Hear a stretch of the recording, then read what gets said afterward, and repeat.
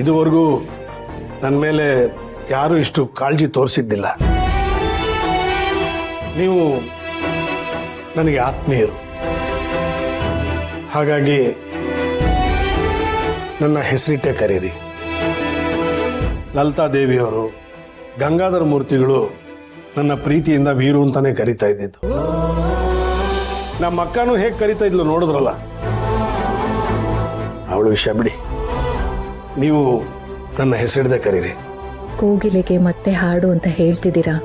ನಾನು ನಿಮ್ಮನ್ನ ವೀರು ಅಂತಾನೆ ಅಲ್ವಾ ಕರಿತಾ ಇದ್ದಿದ್ದು.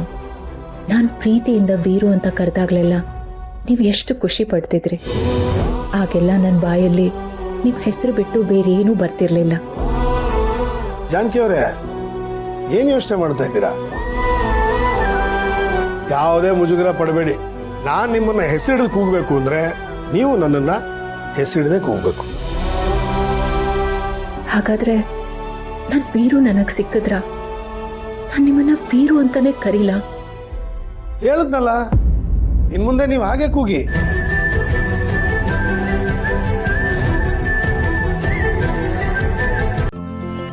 ಇಂದೇ ಡೌನ್ಲೋಡ್ ಮಾಡಿ ಮತ್ತು ನಿಮ್ಮ ನೆಚ್ಚಿನ ಶೋಗಳನ್ನು ಆನಂದಿಸಿ.